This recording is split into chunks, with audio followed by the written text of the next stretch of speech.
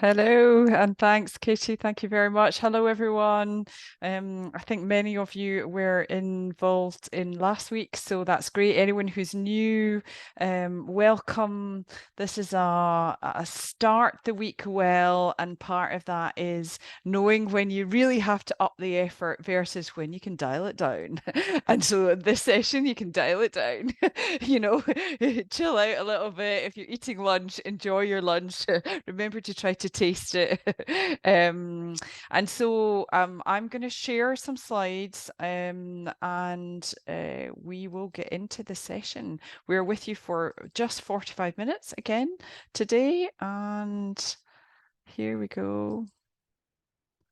Yeah, so starting your week really well. Monday afternoon, I bet some of you have already sort of worked a ton. I started at 8, so you've already started, but this is a little pause to give you some food for thought to take into today and take into the rest of this week.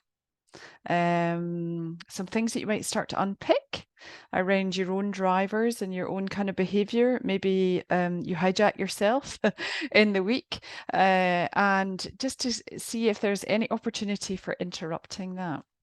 So this is the overall sort of outcomes for the series. We're in session 2, and we're going to be exploring things around barriers to resilience and stress.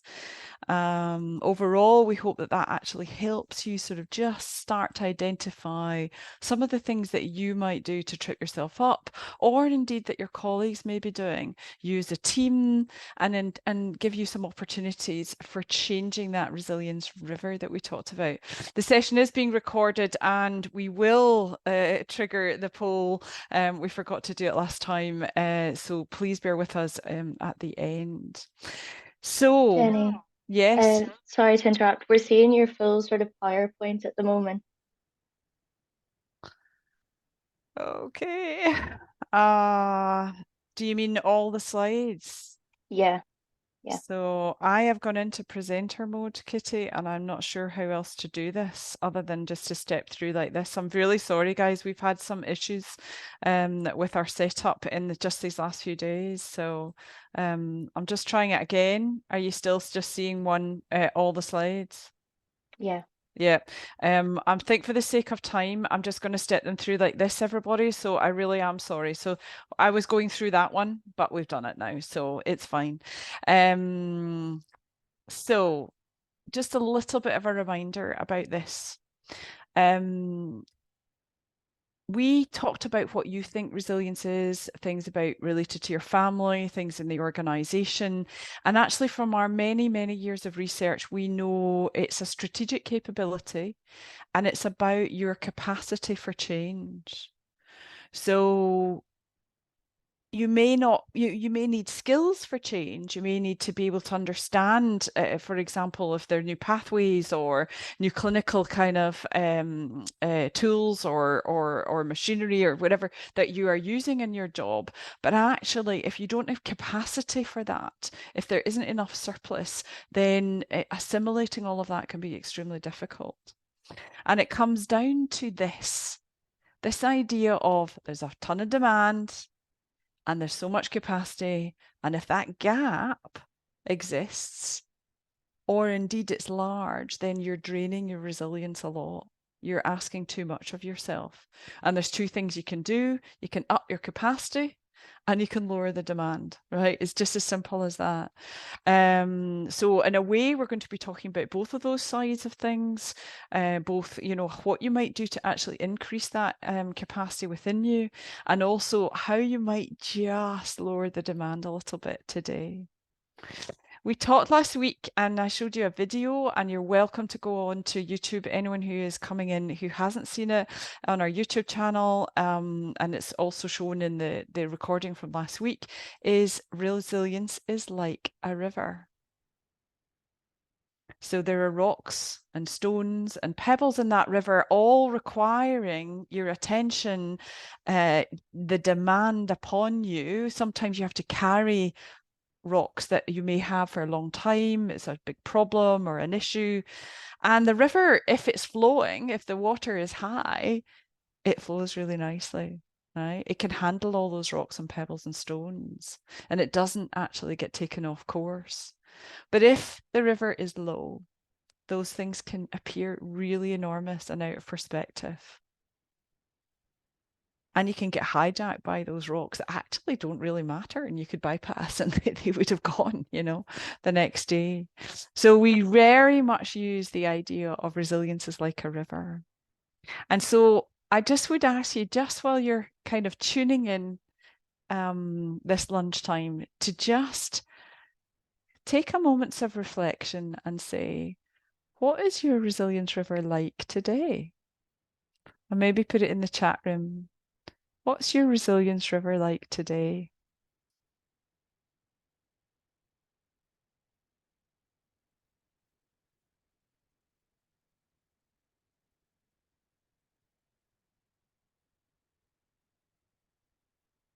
You may be pondering, rapidly flowing, cool. Yeah, a few ripples. So very different than Kate. So Vicky, Kate, you were working together, you would have a really different sort of outlook on the day, which is really interesting when you're working in teams. Pretty typical for a Monday. Not sure what that means, George. It doesn't sound like it's full of energy, that statement. So steady. And as you're sort of noticing that, I would just be thinking about whatever your resilience is like today. What have you got on, for example, this afternoon, this evening, and say tomorrow? What might you expect of yourself in that river? Have you got tons on? If it's flowing rapidly, you're feeling under the cosh, are there things in there that you might get hijacked by? Or have you just got too much on your plate and you can't really see the wood from the trees? So you're not necessarily going to have great perspective on some of the issues that you have to deal with. Just start to notice it. Do you notice that it might actually be going to go down because of a few things? And in which case, what might you think about in terms of investing in your resilience in that lovely river of yours? How might it flow a little bit better? So tuning in with your resilience river is one of the key tools that you can use day in, day out. Obviously, to understand what your reactions have been like.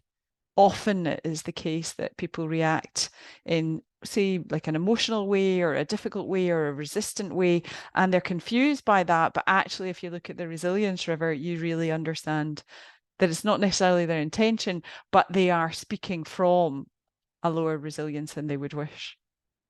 And so it's really helpful to look backwards and make sense of, but it's also really helpful to use as a forward tool and sort of start to plan it. And behind that, and we didn't get into this last week, is the resilience dynamic. I do hope that you can see this well enough. So this is the range of resilience levels that have come out from our research. It's the most used model that we have in our research. Number one dynamic, the title itself, and it's because of that movement between the demand versus capacity. And then you see a range from breakdown all the way through to breakthrough. Breakdown actually does, and I know it's potentially a word that isn't used so much now in the NHS. It does coincide with a clinical, breakdown of resourcefulness. So somebody really needs help at this point. And breakthrough at the opposite end is where somebody is resourceful and adaptable no matter what's going on, no matter what they're facing. So, and very, very few people are there, but you can learn to be there. So that's the good news. And most of us are in the middle somewhere, probably around the break-even mark. One side of which is coping. So where demand and capacity are just about equal. So you're doing pretty well, and then there's nothing left in the tank. Or bounce back. Now, many of the people that I work with in the NHS and in health and social care are actually really bounce back people, kind of driven by adrenaline, driven by challenge, almost sort of seek it, maybe take too much on because of that, really enjoy the kind of challenge of that, but it ends up being up and down. So it can be quite unstable place. Decent level of performance, less stress maybe. Um, so, and then the last piece is where coping, where people aren't coping. And there's kind of quite a long line here. You know, you can start not to cope and feel what we call very light fragmentation, where you just feel sort of out of sorts. Deeper fragmentation is where you have burnout and potentially work related, you know, really work related stress, depression and anxiety. So you have a real range here. And you can actually be in several places in the one day. You know, it's fairly unusual to be in extreme circumstances where you're not coping in one, like really not coping, and then right at the other end. But you can quite often be sort of moving about depending upon the context of your day, depending upon who you're working with, depending upon what you've achieved in the day, depending upon how tired you are in your sleep, etc., etc. So here's a question for you around this. Where do you think stress is the highest?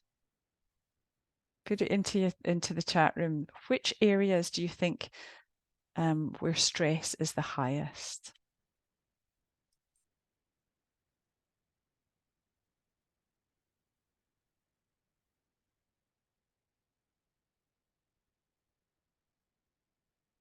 Definitely fragmentation. Very, very high. Interestingly, at breakdown, you know, there has been such chronic stress that it's sort of almost, you know, it's really gone to another level, but the stress reaction has entirely overtaken somebody here. But where we might exhibit it ourselves and feel it ourselves is absolutely in fragmentation. And in that mediocrity loop, absolutely such an annoying loop. You're coping, you're coping, coping, you're not coping, you're coping, you're coping, you're going, you're not coping, you're going, and the movement and the instability of it is very stressful. Very stressful to deal for yourself and very stressful as a team, for example, to deal with that. So yeah, you're all spot on. Absolutely, fragmentation is really high. Coping, you can quite a lot of stress. You can feel quite a lot of stress here. You know, it's okay, you're doing well, but actually, you know, any one additional piece, especially if you've been what we call chronically coping, having to do that for a very long time, and is in itself sort of quite draining to think I'm having to cope again, I'm having to cope again, having to put up with this, I'm having to deal with this, and this is sort of chipping away, and actually any one little bit of extra demand can actually the sensitivity is very high then and it can appear big, right? So, you know, small pebbles might actually be more, you know, feel like more rocks at that stage. So stress can show up here. There is a bit of stress on bounce back. It tends to be sort of good stress and the challenge when you're going up it and going, woohoo, I'm getting there. And then maybe less so on the way back down. But stress is actually a really interesting piece. And there used to be things called stress management courses. I don't know whether you still have them. But actually, they were shown to the more you focus on the stress, the more you actually stress you become, in fact. So they weren't that helpful. But on the other hand, to understand your own stress reactions is a helpful thing to do. So I'm just going to pop along here and ask, just as a fun exercise, before we get into everything about your own stressors, how about you rate yourself? How much of a control freak are you? Are you 10, absolutely controlling absolutely everything? You know, or are you told by your children or your partner that you're a complete control freak? Or are you one, totally laid back? Actually, you might be dead. You know, I don't know if anyone has ever said one to me. But just give me a flavor. So, what kind of level are you? So everybody noticing Vicky, that's an interesting one. So down at 3, 7 eights are really a standard. Anthony, a 0. Wow. Okay. So this is really cool. So you definitely have to get to know Anthony and Vicky and see what's driving their chilled outness. So Um, so yeah, so that's the really great question, George. Do control freaks exhibit more stress and less resilience? Discuss. It's one of your essay questions, isn't it? And actually, that's exactly the question that I would ask you is what's the relationship between control and stress? What do you think? Again, if you put it in the chat room, that'd be brilliant.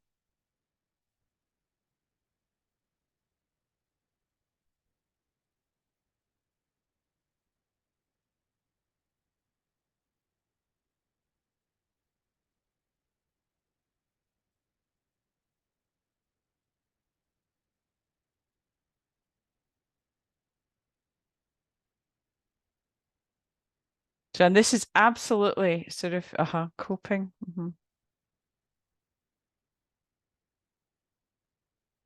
So, Marie or Mary, do you mean that when you are coping, you feel the need more to drive both control and stress together? Is that what you're saying? Um, you don't link them. Now, everybody watch this. So Vicky's not linking the drive for control versus stress. And that's a very interesting thing. So this is no there's no right or wrong here. There's just an interesting relationship for those for certain people. Okay. And one cannot assume that it's the same for everybody. Um, absolutely. So being in control versus the desire for control. Lovely, George. Thank you so much for that distinction. And this is a lot about agency. So having agency, and you will think about this from your patient's point of view, is really critical for resilience. Right. And also to accept when you don't. Okay. So really deep acceptance is part of resilience. But often when people are feeling like they think they're overwhelmed or whatever, they want to get back in control and they start to exert control over things. Right. And they seek that. So if you're a list maker, I know people who are make lists and then they've a super list and then they might have a super list. And sometimes they might start the list off by writing the thing that they've already done on the top of the list so they can score it off so that they can feel that okay. Yeah, if this is speaking to you, and I definitely think we're all there, then actually you maybe want to sort of think about what is it that's driving that need, because that's a sign. It's a little sign of stress, that there's an indicator there that you're needing to kind of feel like you've got perspective on things. And actually part of it, instead of writing all those lists are good. I don't say that they're bad, but actually, if you're really getting to that point where you've got list upon list upon list, then actually sometimes it's about saying, stop, let me actually raise the river. That's the task. The task is actually to raise the river up. Okay. Um, anyone sort of know what stress is itself? What is stress? I didn't write a specific question here. Um,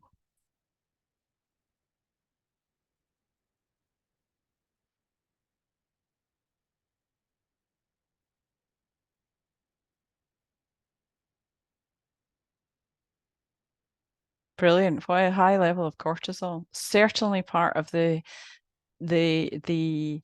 reaction, the stress reaction, Kitty. Yeah. Anyone else got a different view? Yeah. So being overwhelmed with everything. Yeah.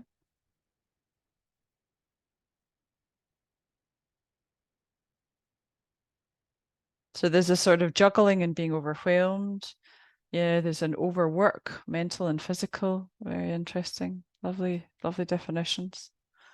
Um, and actually, I just want to offer to you that there is this sort of understanding that stress is all in one's head, but actually it's a physical reaction. Now this is quite a sort of busy slide, and I'm hoping that you see it well enough, given my the PowerPoint issue that I have today. But I want to just talk you through a little bit of this, and then you're welcome, obviously, to look at the slides afterwards. It's a physical reaction, and there's a trigger. right? So overwhelmedness might be a trigger. It might be a person saying something. It might be an old habit that you have. And when somebody actually says something, you have a trigger and it ching. Okay, so it does start off in the brain, but thereafter everything else is a physical, it's actually how the body is is reacting to that trigger in order for you to be healthy, right? So it's a really good reaction. And we have it like, with your alarm clock this morning, it creates a stress reaction. So there's no such thing actually as stress. There's a thing which is called the stress reaction. So a trigger happens in your brain. Your brain says, start making energy. So, it goes down to the adrenal glands. And as you say, Kate, the cortisol is created in the body, and that's what actually it needs that glucose energy to do that. Okay, so it's drawing off a number of your reserves. And every part of your body, every cell in your body has a cortisol receptor, right? Then your brain knows whether you need to leg it, fight or flight, or whether you need to stand up and, get your muscles here. But essentially, your body is creating this really brilliant reaction, which has very positive effects on your immunity, on your blood sugar, your blood pressure levels, all that. It's just all really spot on. Brilliant. Okay. And part of the reason for that is because once the thing is passed, the trigger has passed, it all just gets released, right? So there's a release factor of all that cortisol and adrenaline. Okay, brilliant, right? Really, really healthy kind of muscle stuff, but it can go badly wrong. So phase two, when there's that trigger is still around, or you have a perception that it is still around, you start to build in another kind of layer of response, which is freezing or appeasing. So to try and get rid of that, sense, you start to say yes to things. That's really interesting. So that's the point where your floodgates are open. And bounce back people, for example, might really do that quite a lot. Okay. So they might say yes to more, and then comes the overwhelm as a sort of almost like a secondary wave. And then the third stage of this reaction is a breakdown. Right. So this is a problem. This is where fragmentation is kicking in. This is where, you have real problems of inflammation, and it can lead to illness, mood disorders, etc., and depression and anxiety. So, you're actually damaging your body here, and your brain is no longer able to function well. I don't know how many of you have experience of deep fragmentation or breakdown. There's a number of us within the community that help people who have suicidal thoughts, and actually the brain is just not functioning well. Neither is the body, so it's both physical and mental, but it has quite a deep reaction. So somebody definitely needs help in these moments. But it's really interesting that it's physical, right? It's a physical reaction. So I'm wondering if you know your own reaction, fight, flight, freeze, or appease. And I'm wondering if you know how they would know, how others would know. So, Katie, I'm hoping that you've got breakout rooms ready. Hello, welcome back. Welcome back, welcome back. Interesting conversation. Yeah. Any thoughts or questions or anything that came up from yourselves about it so far? You might just come off mute actually, since we're all, there's so few of us.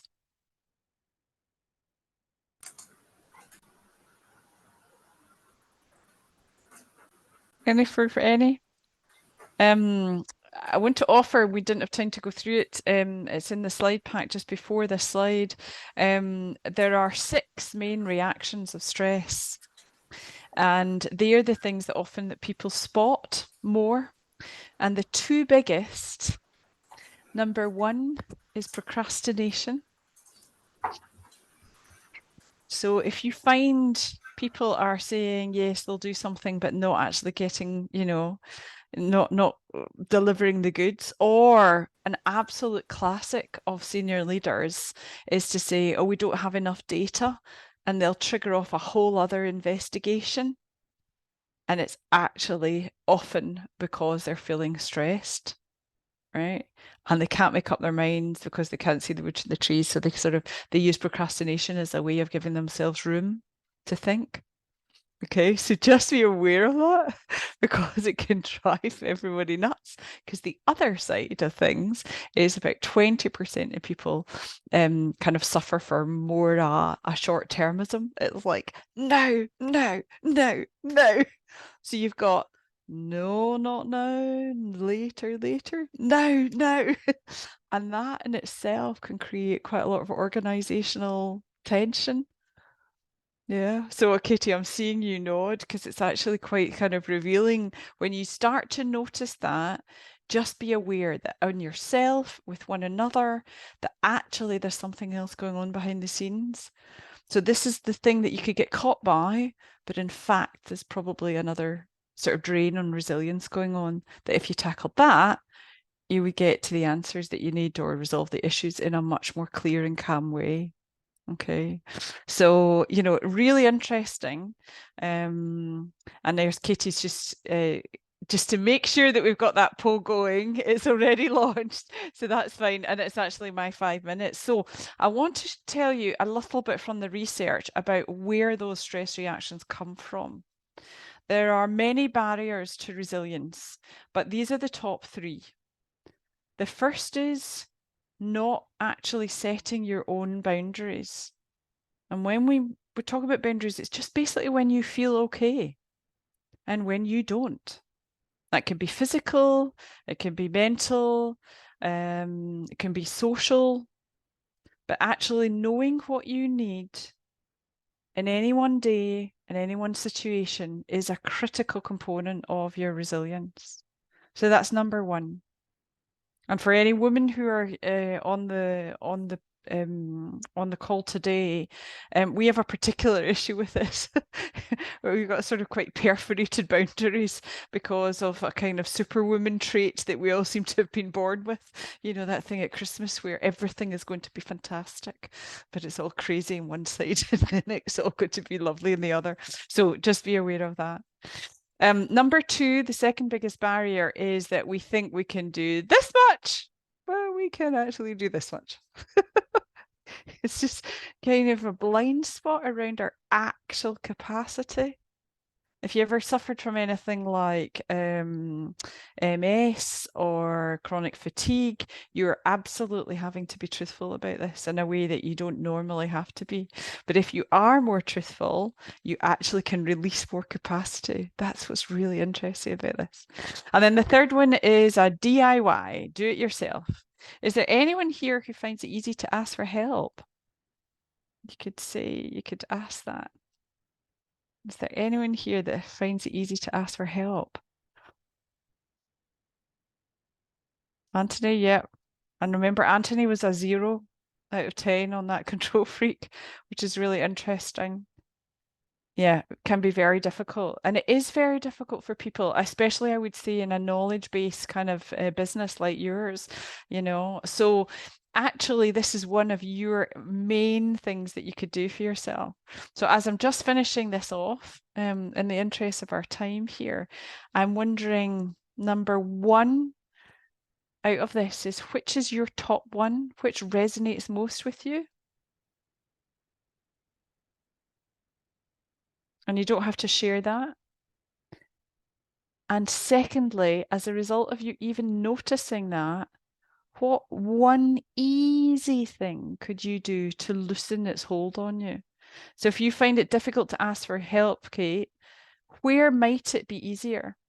And when might you try that out? It's often much easier than you think, but you kind of got to practice it a little bit, right? Same for boundaries.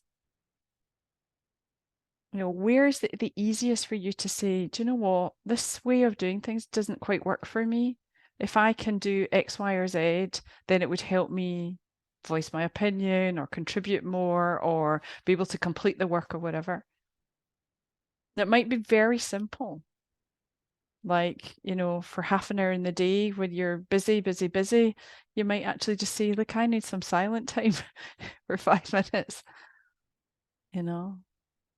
So being able to actually spot what you need and being able to ask for it, that's just fantastic. Is this resonating with you? Is this making sense? I've got a nod from Katie. And I'm wondering about the rest of you. Yeah, George, a thumbs up. And I noticed the procrastination was really resonating. So a couple of tips out of this. Number one, if you are saying no to something, you're saying yes to something else. And that's a very powerful idea. Right. So if you're not great at boundaries, if you are a bounce back person and take more on than you really need to, and you end up becoming overwhelmed and slipping back to coping, etc., learn to say no. No is a friend of resilience. It can be a compassionate no. It can be a delegating no. No, but I'll get somebody else to do it. It can be an absolute no, that's not necessary. That's not priority right now. So saying no is really helpful. And the other one is ask for help. And I offer this one particularly for those, health colleagues who are here today, because I think in your business, this is a toughie and you're used to having to do it yourself, but actually just asking for help. Oh, people are so happy to ask for help, to give help, even just 2 minutes. And it really, really can feel good, and it makes it so much easier. That rock that you think is this size ends up often as a little pebble. Um, so that's us for today. Next week, we're going on to some more of the boosters for resilience, but leave you with the resources that we talked about last time, including the book that Katie has already mentioned. And I am hoping that you have started your week well as a result of this. So thank you very much for coming in today, and we'll see you next week. And anyone who can, could you please fill in that poll? We'd be very, very appreciative of just about 2 seconds more of your time.